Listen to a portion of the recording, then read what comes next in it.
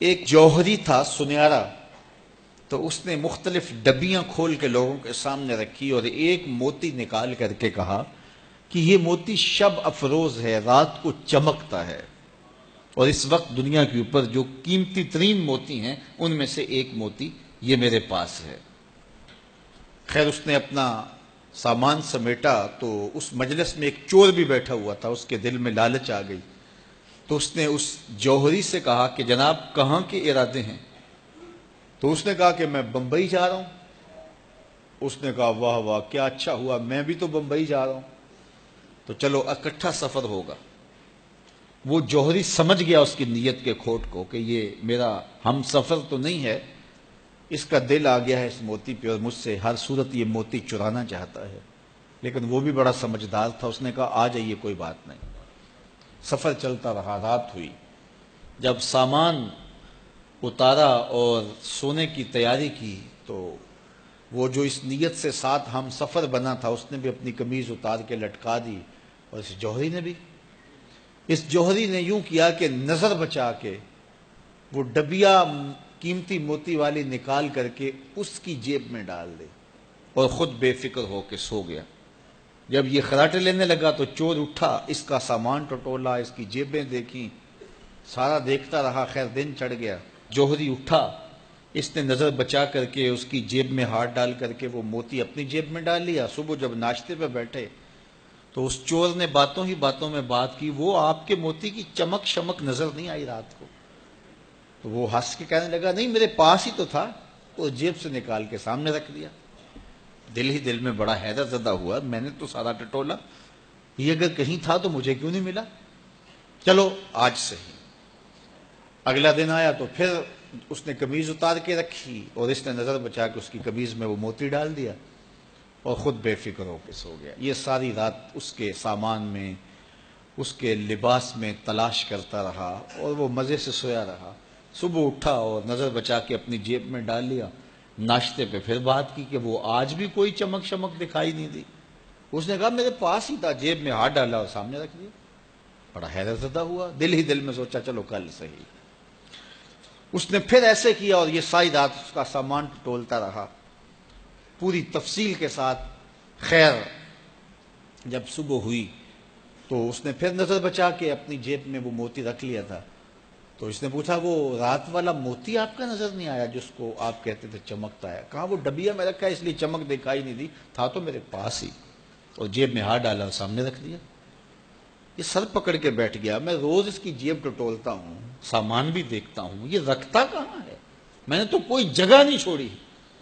اس نے کہا سچ بتاؤں میں تیرا ہم سفر نہیں تھا، میں چور تھا، میں تم کو بتا رہا ہوں۔ اب آپ میرے بھی استاد نکلے، مجھے اتنا بتاؤ کہ یہ موتی آپ رکھتے کہاں تھے؟ میں ساری رات ٹٹولتا رہا اور 3 دن ہو گئے مجھے، میں نے کوئی گوشہ نہیں چھوڑا، آپ کا سامان کھول کھول کے دیکھا ہے، آپ کا لباس الٹ پلٹ کے دیکھا، لیکن مجھے ملا ہی نہیں، یہ رکھتے کہاں تھے مجھے یہ تو بتاؤ۔ اس نے کہا لوگوں کی جیب میں ٹٹولتے رہے، اپنی جیب میں ہاتھ ہی نہیں ڈالا۔ بلے شاہ اڈ دیاں پھڑنے، جڑا گھر بیٹھا ہے انہوں پڑھیا ہی نہیں۔ وَفِي أَنفُسِكُمْ أَفَلَا تُبْصِرُونَ، کہا تم کہاں اسے ڈھونڈ رہے ہو، ذرا اندر بھی اتر کے دیکھو، اندر اترو گے تو اس کا سراغ مل جائے گا۔ نہ مسجد وچ نہ مندر وچ، لب یار نو اپنے اندر وچ۔ جب اپنے اندر اترو گے تو پھر سراغ زندگی نصیب ہو جائے گا، عرفان ذات ہوگا تو پھر عرفان الہی نصیب ہوگا۔ لیکن ہم دائیں بائیں ڈھونڈنے نکلے لیکن اپنے اندر اتر کے نہ دیکھا۔ تو سراغ زندگی ملتا ہی تب ہے جب اس کی چوکھٹ پہ جھکنا بندہ سیکھ جاتا۔ تو اس کی چوکھٹ پہ جھک کر کے زندگی کی سربلندی حاصل کیجئے اور مقصد زندگی حاصل کیجئے۔ حضور نے فرمایا اللہ اس شخص کے چہرے کو تر و تازہ رکھے جس نے میرے سے کوئی حدیث سنی، پھر جیسے سنی اس کو ویسے آگے پہنچا دیا۔ اور آقا کریم نے فرمایا بعض اوقات سنانے والا اس پر اتنا پہنچ کے عمل نہیں کرتا جتنا پھر سننے والا اس کے اوپر عامل ہو جاتا ہے۔ تو جب حضور نے دعا دی ہے کہ اللہ اس شخص کے چہرے کو تر و تازہ رکھے جس نے میری حدیث کو، میرے فرمان کو سنا اور ایسے ہی آگے پہنچا دیا۔ میرے حضور نے ارشاد فرمایا ہر شے کا ایک دل ہوتا ہے، اور قرآن مجید کا دل سورہ یاسین ہے. جس نے ایک مرتبہ سورہ یاسین کی تلاوت کی اللہ 10 مرتبہ قرآن پڑھنے کا ثواب عطا کرے. اور کتنا بڑا اجر ہے. آپ ایک سال میں بھی شاید 10 قرآن مجید نہ ختم کر سکیں اور سورہ یاسین پڑھیں تو 10 مرتبہ قرآن مجید پڑھنے کا ثواب نصیب ہوگا. خاندانوں کے اندر کچھ شریر لوگ ہوتے ہیں جو چھوٹی بات کو بڑا کر کے زوجین کے سامنے الگ الگ پیش کر دیتے ہیں. تو طبائع کے اختلاف کی وجہ سے، طبی تفاوت کی وجہ سے کوئی اختلاف ہو سکتا ہے، لیکن اس کو اچھال کے بڑا کر کے دونوں کی نظر میں، تو یہ ایسی بدکاری ہوتی ہے جو مختلف خاندانوں کے اندر مختلف طبائع کے لوگوں کا مزاج ہوتا ہے. تو ایسے لوگوں سے اپنے آپ کو محتاط رکھنے کی ضرورت ہوتی ہے. اور اگر وہ شوہر کے خاندان سے تعلق رکھنے والا فرد ہے تو اس کو بیوی کو بتا دینا چاہیے کہ یہ ہمارا اس کے رشتے کا احترام موجود ہے، لیکن ہم نے اس سے رہنا محتاط ہے. اور اگر وہ بیوی کے خاندان کا فرد ہے تو بیوی شوہر کو بتا دے کہ یہ صاحب معزز تو بہت ہیں ہمارے خاندان میں، لیکن ماشاءاللہ شریر بھی بہت ہیں. ان کی مثال اس مکھی کی طرح ہے جو سارے بدن کو چھوڑ کے زخم کی جگہ پہ بیٹھتی ہے. کچھ لوگوں کی مثال ایسی ہوتی ہے، اچھائیاں چھوڑ دیں گے اور وہ وہاں بیٹھیں گے اور وہاں سے جو ہے وہ گندگی لے کے پھر اس کو پھیلائیں گے. لیکن آپ نے شہد کی مکھی کا مزاج بھی دیکھا ہوگا کہ وہ کڑوے رس چوس کے اس کو بھی شہد بنا ڈالتی ہے. تو اس طرح کے لوگ عمومی طور پہ جو ہے وہ خاندانوں کو توڑ دیتے ہیں اور دو لوگوں کے درمیان فساد اور شر کا ذریعہ بنتے ہیں. یہ انسانی وجود کے اندر شیطان کے نمائندے ہوتے ہیں. اپنی ازدواجی زندگی کو، اپنی گھریلو زندگی کو بچانے کے لیے خاندانوں کے اندر اگر کوئی شریر طبع کا شخص ہو، کوئی بخسیس النفس شخص ہو، کوئی خبیث الفطرت شخص ہو، تو اس سے جو ہے وہ اپنے آپ کو محتاط رکھنے کی ضرورت ہوتی ہے، کیونکہ یہ طلاق کا سبب ہوتا ہے. طلاق کا ایک سبب والدین کی بے جا مداخلت بھی ہوتی ہے. والدین کی ذمہ داریوں میں شامل ہے کہ اگر کوئی اختلاف پیدا ہو جائے تو ان کو پاٹنے کی کوشش کریں. لیکن بعض اوقات میاں بیوی کے اختلاف اس نوعیت کے نہیں ہوتے کہ اس میں دخل اندازی کی جائے. کچھ لڑائیاں پیار کی بھی ہوتی ہیں، کچھ الجھاؤ محبت کے بھی ہوتے ہیں، ایک دوسرے کو نظر انداز کرنے کا گلہ ہوتا ہے. تو یہ وہ باتیں نہیں ہوتی کہ جس کو آپ پرے پنچایت کا موضوع بنائیں اور جس کو آپ جو ہے وہ بحث کے عنوان دیں اور پھر اس پر جو ہے وہ آپ جو ہے وہ اپنا بڑا ہونا ثابت کریں کہ ہم بڑے ہیں اور یہ کیس ہمارے سامنے لاؤ. نہیں، بلکہ یہ پیار کی لڑائی ہے.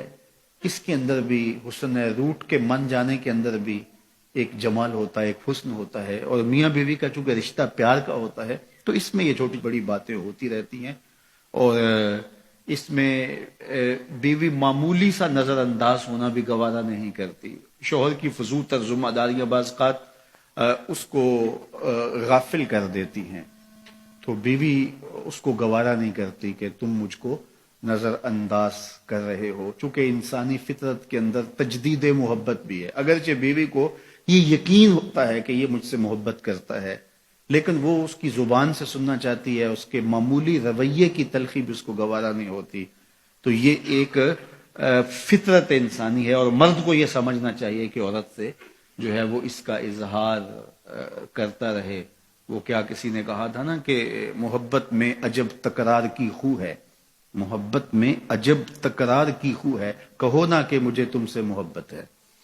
تو یہ فطرت ہے، یہ تقاضا ہے انسان کا کہ وہ اس کا اظہار کرے. تو بعض کا بندہ کہتا ہے کہ میں ٹوٹ کے چاہتا ہوں، میں دل دماغ سے روح سے چاہتا ہوں، تو مجھے کیوں بار بار کہنے کی ضرورت ہے.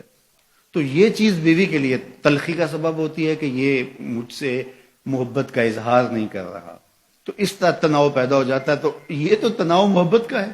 بیوی کو بھی 100% یقین ہے کہ یہ مجھ سے محبت کرتا ہے اور جو ہے وہ شوہر کو بھی. لیکن یہ اس طرح کے تناؤ کے اندر بعض خاندان کے بڑوں کو پنچ بننے کی بڑی خواہش ہوتی ہے، دھکے سے آگے بڑھا، ہاں جی آپ کی صلح کروانے ہیں. میاں تم گھر رہو، یہ معاملہ ہمارا ہے اور یہ مابین زوجین ہے، اور جو مابین زوجین تنازع ہوں ان کو مابین زوجین ہی رہنا چاہیے، ان کو دو خاندانوں کے مابین نہیں آنا چاہیے. اور جب وہ مابین قبائل آتے ہیں تو وہ تماشا بن جاتا ہے، جبکہ وہ لڑائی جو ہے وہ ایک معمولی تھی اور وہ پیار کی لڑائی تھی، وہ کوئی ایسا اختلاف نہیں تھا. میرا نبی تو پھر میرا نبی ہے، وہ تو بدبخت ہے جو نبی بھی مانتا ہے اور عیب بھی نکالتا ہے. محبوباں تے نکتا چینی جڑا کرن تو باز نہیں آوندا، اصل منافق جانی اس نو او جھوٹے پیار جتاوندا. سانو دسیا عشق دے مفتی جڑا مڑ مڑ پیا فرماوندا، آزم جتھے دل لگ جاوے اوتھے عیب نظر نہیں آوندا.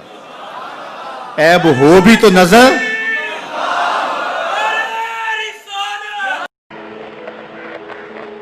السلام علیکم ورحمۃ اللہ وبرکاتہ. وعلیکم السلام ورحمۃ اللہ وبرکاتہ. اور بھائی کیا ہو رہا ہے؟ واٹس ایپ چلا رہا ہوں بھائی. کتنا ٹائم چلاتے ہو؟ ہر 2 منٹ میں کھولتا ہوں میسج چیک کرنے کے لیے. اور کیا کیا چلاتے ہو؟ انسٹاگرام چلاتا ہوں. اس کو کتنا ٹائم دیتے ہو؟ وہی 5 منٹ میں کھول کے دیکھنا پڑتا ہے کیا آیا کیا نہیں. اور فیس بک بھی چلاتا ہوں، اسے بھی 10-10 منٹ بعد دیکھتا ہوں. بہت شوقین لگتے ہو. اور کیا کیا شوق ہے تمہارے؟ حقے کا شوق ہے، وہی 4-5 گھنٹے گزر جاتے ہیں. لاسٹ ٹائم کب گئے تھے؟ کل رات تو میں 2 بجے ہو کے آیا ہوں. ایک بات پوچھوں؟ ہاں پوچھو بھائی. بھائی ہر 2 منٹ میں تم میسج کھول لیتے ہو، لاسٹ ٹائم قرآن کب کھولا؟ سوشل میڈیا پر تو بہت چھائے ہوئے ہو، کبھی آخرت پر بھی چھانے کی کوشش کرو. یار کب سے ویٹ کر رہا ہوں، کب چلیں. چل بھائی نماز پڑھنے چلتا.